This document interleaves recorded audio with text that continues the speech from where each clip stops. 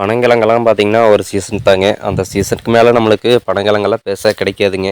இதே நம்ம முளைக்கி போடுறத நம்ம ரொம்ப நாள் விட்டு தோண்டாம விட்டோம்னா கிழங்கு முத்துச்சுன்னா நம்மளால் சாப்பிட முடியாதுங்க. கசப்பெலும்பிடுங்க, வாயிலே வைக்க முடியாது, அந்தளவுக்கு ஆயிருங்க. ஏன்னா நம்ம இதை பார்த்திங்கன்னா ஒரு 3 மாதங்கிற போது நம்மளுக்கு முளைப்பு வந்து ஓரளவுக்கு நல்லா கிழங்கு வந்துட்டு நினைக்கிறேங்க. அப்போ வந்து நம்ம சாப்பிட்டோம்னா நல்லா டேஸ்ட்டாக இருக்குங்க. நாம் ஏன் கிணத்துமேட்டில் பனங்கிழங்க முளைக்கி போடுறோங்கன்னா, நம்மளுக்கு பார்த்திங்கன்னா கிணத்து மண் கொஞ்சம் இலக்கமாக இருக்குங்க. மற்ற மண்ணில் போடுறத விட கிணத்து மண்ணில் போடுறது வந்து கொஞ்சம் நல்லதுங்க. மற்ற மண்ணுகள்லாம் பார்த்திங்கன்னா கொஞ்சம் இறக்கம் அதிகமாக இருக்குங்க. அதாவது முளைச்சி வந்தாலுமே நம்ம தோண்ட முடியாதுங்க, பனங்கிழங்கு ஆழமாக போயிடுச்சுன்னா.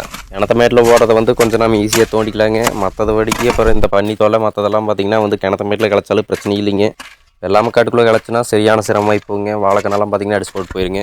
அதுக்கு வேண்டியதான் பார்த்திங்கன்னா நம்ம கிணத்துமேட்டில் ஓட்டுக்கிறோங்க.